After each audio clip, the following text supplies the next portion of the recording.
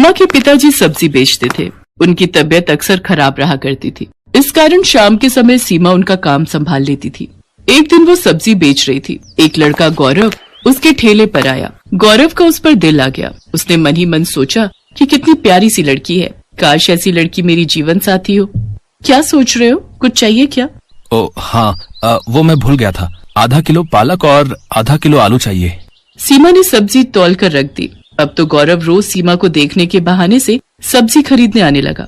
एक दिन सीमा के पिताजी से गौरव ने कहा, मैं आपकी बेटी को बहुत पसंद करता हूँ और उससे शादी करना चाहता हूँ। क्या काम करते हो? पढ़ा लिखा हूँ लेकिन अभी बेरोजगार हूँ, नौकरी ढूंढ रहा हूँ। गरीब हूँ लेकिन आपकी बेटी को पलकों पर बिठा के रखूंगा। मुझे आपकी बेटी के अलावा कुछ नहीं चाहिए। गरीब आदमी के लिए बिना दहेज दिए बेटी का हाथ किसी के हाथ में देना बहुत बड़ी बात थी, इसलिए उन्होंने शादी के लिए हाँ कर दी। साधारण तरीके से गौरव और सीमा की शादी हो गई। आओ बहू, हमारे घर में तुम्हारा स्वागत है। सीमा ने चारों तरफ देखा। गौरव का घर ज्यादा बड़ा तो नहीं था, मगर हाँ, उसके घर से अच्छा था। उसने सरला के पैर छुए तो सरला ने ढेरों आशीर्वाद दिए। कुछ दिनों बाद गौरव को एक प्राइवेट नौकरी मिल गई, लेकिन कुछ ही महीनों बाद वो छूट गई। ऐसे कैसे काम चलेगा गौरव? कुछ काम तो करना ही पड़ेगा। बोलो क्या करूं सीमा? है पकोड़े तलूं? डिग्रियां लेकर भी कोई जॉब नहीं मिल रही, और जो मिलती है महीने 2 महीने बाद छूट जाती है। बहू, जमा जोड़ा सब खत्म हो चुका है। इसकी नौकरी से भी क्या गुजारा है। इतने खर्चे हैं गृहस्थी के, ये भी बेचारा क्या करे। जानती हूँ माँ जी, ये भी परेशान है, लेकिन अगर ज्यादा नहीं तो थोड़े पैसों में ही कर ले। साग सब्जी का तो खर्चा निकल ही आएगा। कुछ दिनों बाद गौरव को जॉब मिल गई, लेकिन सैलरी केवल 8,000 रुपए थी। इस समय पैसों की बहुत जरूरत थी, इसलिए उसने हाँ कर दी। बहू, आज खाने में क्या बनाया है? कुछ नहीं माँ जी, घर में कोई सब्जी नहीं है। मैं सोच रही थी कि मैं घर आऊं। पापा 2-4 दिन की सब्जी तो रखी देंगे हमारे लिए। नहीं बहू, ऐसे अच्छा नहीं लगता। वैसे भी क्या कहेंगे कि खर्चा खत्म हो जाता है तो बेटी को हमारे यहाँ भेज देते हैं साग सब्जी लेने। ठीक है तो माँ जी, रोटी बना दी है। मेरी मम्मी ने थोड़ा अचार दिया था, उसी से खा लेंगे। वैसे भी सब्जी के लिए पैसे नहीं है। गौरव की सैलरी भी महीने के आखिर में मिलेगी। सीमा ने खाना परोस दिया। थाली में रोटी और अचार रख दिया। अरे आज तुमने सब्जी नहीं बनाई है क्या? सब्जी के लिए पैसे नहीं है गौरव, कुछ दिन अचार से ही खानी पड़ेगी रोटी। बहू, ये अचार तो बहुत ही लाजवाब है। ये किसने बनाया? मेरी मम्मी बनाती है माँ जी, वैसे मैं भी बना लेती हूँ। आपकी सैलरी मिल जाए तो तुम भी ये अचार जरूर बनाना। सच में बहुत बढ़िया लग रहा है। मेरी मम्मी कहती है अगर एक समय को सब्जी ना मिले तो अचार से रोटी खाई जा सकती है। अरे बहू, इतना स्वादिष्ट अचार मिले तो मैं हर समय अचार के साथ ही रोटी खाऊं। उसके कुछ दिनों बाद सीमा अपनी सास से कहती है, माँ जी, कुछ नींबू रखे थे, मैंने उनका अचार बनाया है, जरा ये भी चख कर बताओ। सच में लगता है जादू है तुम दोनों माँ बेटी के हाथों में। जो कोई खाए उंगलियां चाटता ही रह जाए। एक बात कहूँ जी? हाँ कहो सीमा। क्या ये वो लगा रखा है? ठीक से कहो, क्या कहना चाहती हो? मैं सोच रही थी इस तरह के अचार बनाकर बेचना शुरू कर दूं। वैसे भी हम दोनों सास बहू घर में सारा दिन खाली तो बैठे रहते हैं। इस बहाने हमारा समय भी कट जाएगा और हमारी आमदनी भी हो जाएगी। तुम तो बड़ी समझदार हो बहू, लेकिन मुझे अचार बनाना नहीं आता। गौरव अगर हाँ कहे तो फिर मैं आपको सब सिखा दूंगी। ठीक है, इस महीने की सैलरी आने दो, फिर तुम अचार बना लेना, ठीक है? सीमा खुश हो गई। वो 1 तारीख का इंतजार करती रही। गौरव की सैलरी मिलते ही वो कुछ अचार के मसाले, आम, गाजर, मूली, नींबू खरीद लाई और फिर दिखा दी अपनी कारीगरी। उसने अपनी सास की मदद से कई तरह के खट्टे मीठे अचार बनाए। अचार तो बन गया सीमा, लेकिन तुम इसे बेचोगी कहाँ? ये तो हमने सोचा ही नहीं। हम ये अचार बाजार में बेचेंगे, और कहाँ बेचेंगे। और दोनों सास बहू अचार के डिब्बे लेकर बाजार में चली गईं। अचार ले लो, अचार आम का लो, नींबू का लो, गाजर मूली का लो। तभी एक औरत उनके पास आती है और कहती है, बहन जी कैसे दिया ये अचार? 80 रुपए किलो है। ये तो बहुत सस्ता है, 30 रुपए किलो तो आम ही हो रहे। इसकी तो खुशबू से ही मुंह में पानी आ रहा है। पता नहीं खाने में कैसा होगा। पहले चख कर देखिए फिर खरीदिए। वाह वाह, मजा आ गया। जैसी खुशबू वैसा अचार। लाओ 1 किलो दे दो। हमारी बहू प्रेग्नेंट है, खाएगी तो उसका मन अच्छा हो जाएगा। उस दिन उनका सारा अचार बिक गया। सास बहू दोनों के चेहरे खुशी से खिल गए। वैसे ज्यादा फायदा नहीं हुआ था क्योंकि अचार उन्होंने सस्ते में बेचा था, लेकिन एक उम्मीद की किरण नजर आई कि उनका काम चल निकलेगा। अगले दिन सीमा सरला से कहती है, माँ जी आप सब्जियां काटिए, तब तक मैं मसाला बनाती हूँ। बहू, आज कुछ ज्यादा अचार बनाएंगे। और वो हर हफ्ते अचार बनाकर बेचने लगी और अब अचार ज्यादा बिकने लगा। सीमा ने सरला से कहा, माँ जी, मेरे मन में एक विचार आ रहा है। बाजार और दुकान पर हमारे ग्राहक बढ़ते जा रहे हैं, लेकिन हमारी कोई पहचान नहीं है। क्यों ना हम अपने अचार को कोई एक पहचान दे। वो कैसे? वो ऐसे, अब हम अपना अचार खुला नहीं बेचेंगे। अब हम उसको खुद तोलकर 1 पाव, आधा किलो और 1 किलो के डिब्बे में पैक करेंगे। इसका एक नाम होगा, सास बहू का अचार। हम इसे थोक की दुकानों तक पहुंचाएंगे। देखना, अगर ऐसा होगा तो हम सास बहू छा जाएंगी। लगता है मुझे भी नौकरी छोड़कर सास बहू की अचार फैक्ट्री में काम करना पड़ेगा। ये विचार भी बुरा नहीं है। पहले दुकान, उसके बाद फैक्ट्री। वाह, हम लोग बहुत अमीर हो जाएंगे, है ना माँ जी? चलो चलो, सपने देखना छोड़ो और अब काम पर लग जाओ, तभी सपना सच होगा। सुना है तुम दोनों बहुत अच्छा अचार बनाती हो, क्या हमें भी सिखा दोगी? हाँ सरिता, बिल्कुल सिखा देंगे। हमने अपनी दुकान खोली है जिसका नाम रखा है सास बहू का अचार। तुम अपने साथ और लड़कियां और बहुओं को भी ले आना। इसी बहाने वो भी अचार बनाना सीख लेंगी और हमारे यहाँ पैकिंग का काम कर लेंगी। इसके बदले हम उन्हें पैसे देंगे। अच्छा, फिर तो मैं कल ही 8-10 लड़कियों का इंतजाम करती हूँ। अगर मेहनत सच्ची हो तो दिन बदलने में समय नहीं लगता। सास बहू अचार की दुकान एक छोटी सी फैक्ट्री में बदल गई। गौरव ने अपनी जॉब छोड़ दी। अब वो अपनी गाड़ी से मार्केट में अचार सप्लाई करने लगा। माँ, मैं तो हिम्मत हार गया था, लेकिन तुम और सीमा अचार के बिजनेस को इतनी ऊंचाइयों पर ले जाओगी, मैंने तो कभी सोचा भी नहीं था।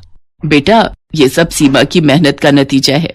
नहीं जी नहीं, ये सास बहू की मेहनत का नतीजा है।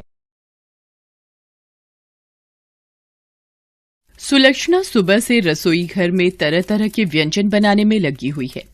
आज उसका इकलौता नीलेश शहर से जो आ रहा है। नीलेश की पढ़ाई अभी अभी ही खत्म हुई है और उसे एक कंपनी में सुपरवाइजर की नौकरी भी मिल गई है। जैसे ही सुलक्षणा को उसके बेटे ने फोन पर नौकरी मिलने की सूचना दी तो उसकी आंखों में खुशी के आंसू आ गए थे और हर माँ की तरह वो भी उसकी शादी के सपने देखने लगी। भगवान का लाख लाख शुक्र है बेटा, तेरी नौकरी लग गई। अब तू जल्दी से शादी भी कर ले। क्या माँ, शादी? और अभी थोड़े पैसे तो जोड़ लेने दो। फोन पर नीलेश ने अपनी माँ की बात काट दी, लेकिन सुलक्षणा ने तय कर लिया था कि जब नीलेश गांव आएगा तो उसे शादी के लिए मना लूंगी। सुलक्षणा ने लगभग सारा खाना तैयार कर लिया था। बस वो नीलेश की पसंद का अचार लाने छत पर जा रही थी, तभी उसके दरवाजे पर एक कार आकर रुकी। उस कार से नीलेश बाहर उतरा। उसे देखकर सुलक्षणा सोचने लगी, नीलेश कार से आया है, पर ये तो हमेशा बस से गांव आता था। मुझसे कहता है कि पैसे जोड़ने हैं, लेकिन खुद बिना मतलब के ये लड़का पैसे बर्बाद करता है। अभी उसकी खबर लेती हूँ। ये सोचकर और बनावटी गुस्सा अपने चेहरे पर लाकर जैसे ही वो बाहर गई तो उसने देखा कि दुल्हन के लिबास में एक लड़की भी कार से उतरी। सुलक्षणा उस लड़की का मुंह घूर घूर कर देख रही थी और सोच रही थी, कौन है ये लड़की? कहीं नीलेश ने इससे शादी तो नहीं कर ली? लेकिन मेरे बिना वो शादी कैसे कर सकता है? सुलक्षणा के दिमाग में कई सारे प्रश्न एक साथ आ जा रहे थे, लेकिन बिना नीलेश के बताए उसे किसी का जवाब तो नहीं मिलना था। तभी नीलेश ने उस लड़की को, जिसका नाम आरती था, उससे कहा कि आरती, ये मेरी माँ है और तुम्हारी सासू माँ। इनके पैर छूकर आशीर्वाद लो। सासू माँ? ये शब्द सुनते ही सुलक्षणा के कान खड़े हो गए। उसके जहन में चल रहे सारे सवालों का जवाब उसे मिल गया था। आरती ने उसके पैर छुए। खुश रहो बेटा, खुश रहो। नीलेश अपनी माँ का चेहरा देख रहा था। उसमें वो अपनी माँ का दर्द महसूस कर सकता था। नीलेश अपनी माँ को अचानक हुई इस शादी के बारे में बताना चाहता था, लेकिन उसके पहले ही उसकी माँ ने अपने मुंह पर उंगली रखकर उसे चुप रहने का इशारा किया और उन दोनों को बाहर ही इंतजार करने को कहा। आरती और नीलेश की समझ में नहीं आ रहा था कि आखिर माँ ने उन दोनों को बाहर क्यों खड़ा कर दिया। कुछ ही देर में सुलक्षणा अपने हाथों में आरती का थाल लेकर आई, फिर बहू की आरती उतारी, फिर वो दोनों घर के अंदर आए। माँ, तू नाराज तो नहीं है ना? शादी जैसा इतना बड़ा फैसला मैंने तेरे बगैर ले लिया। बिल्कुल नाराज हूं। तुमने चुपके से शादी कर ली, अपनी माँ को भी नहीं बताया। अरे, एक माँ के भी तो कुछ अरमान होते हैं। वो माँ जी, तुझसे कोई नाराजगी नहीं है बेटी, बस इस नालायक से है। सुलक्षणा की बात को सुनकर आरती का मन थोड़ा शांत हुआ। उसके बाद उन दोनों ने अपनी कहानी बतानी शुरू की। दोनों एक दूसरे को कॉलेज के समय से ही प्यार करते थे। कॉलेज खत्म होने के बाद नौकरी मिलते ही उन्होंने शादी करने का तय किया था। नीलेश को नौकरी मिल भी गई। आरती ने नीलेश के बारे में अपने घर में बताया, लेकिन उसके अमीर पिता ये सब सुनकर आग बबूला हो गए और उन्होंने आरती की जबरदस्ती शादी का प्लान बनाया। वो तो ऐन वक्त पर आरती घर से भाग गई, नहीं तो वो उसकी शादी कर देते। माँ जी, इसीलिए हमें इस तरह से शादी करनी पड़ी। मुझे माफ कर देना बेटा, मुझे अब तुमसे कोई शिकायत नहीं है। उसके बाद सुलक्षणा ने खाना परोसा और सभी ने मिलकर खाया। आरती तो सुलक्षणा के हाथों के अचार की फैन हो गई। माँ जी, मैं ये अचार थोड़ा और ले लूं? मुझे बहुत पसंद आए। सच कहिए तो मैंने शहर में इतना अच्छा अचार कभी नहीं खाया। आरती की बात सुनकर सुलक्षणा मुस्कुराकर रह गई। अगले दिन वे तीनों शहर की ओर निकल पड़े। नीलेश जिद करके सुलक्षणा को अपने साथ ले जा रहा था। शहर का किराए का घर सुलक्षणा को बहुत पसंद आया। नीलेश अगले दिन ऑफिस ज्वाइन करने पहुंचा, लेकिन उसे तब बहुत आश्चर्य हुआ कि उसे नौकरी से निकाल दिया गया है। नीलेश की समझ में इसका कारण नहीं आया। उसने दूसरी जगहों पर भी नौकरी की कोशिश शुरू कर दी, लेकिन उसे नौकरी नहीं मिली। दिन हफ्ते में बदले और हफ्ते महीने में, लेकिन उसकी नौकरी कहीं नहीं लगी। अब तो उसकी सारी जमा पूंजी भी खत्म हो गई थी। मकान मालिक बार बार किराए के लिए तकादा कर रहा था और इस बार तो उसने फाइनल बोल दिया था कि अगर इस महीने की 30 तारीख तक किराए के पूरे पैसे नहीं दिए तो तुम लोगों को घर से बाहर निकालकर सारा सामान बाहर फेंक दूंगा। हाँ, असल में ये आरती के पिता के रसूख का ही परिणाम था कि नीलेश की नौकरी भी गई और उसे कहीं नई नौकरी भी नहीं मिल रही थी। अब आरती ने शादी तो कर ली थी, इसलिए वो इसमें कुछ कर तो नहीं सकते थे, लेकिन वो ये चाहते थे कि ये मुसीबतें आरती और नीलेश के रिश्ते में दरार ले आएं और आरती उनके पास वापस चली आए। और ऐसा होने भी लगा था। नौकरी न मिलने के कारण नीलेश परेशान रहने लगा था और इसी परेशानी में वो आरती को जली कटी सुना देता। एक दिन तो वो शराब पीकर घर आया। जब सुलक्षणा और आरती ने इसका विरोध किया तो अब इंसान अपनी मर्जी से थोड़ा एंजॉय भी नहीं कर सकता है? हद है ये तो। मुझे ऐसी गुलामी पसंद नहीं है। ना तो आरती ने नीलेश की बात का कोई जवाब दिया और ना ही सुलक्षणा ने, क्योंकि उन्हें पता था कि नीलेश इस समय बहुत परेशान है। लेकिन एक दिन बातों बातों में आरती ने सुलक्षणा से कहा कि माँ जी, नीलेश को नौकरी नहीं मिल रही है, क्यों ना हम कुछ अपना ही काम शुरू करें।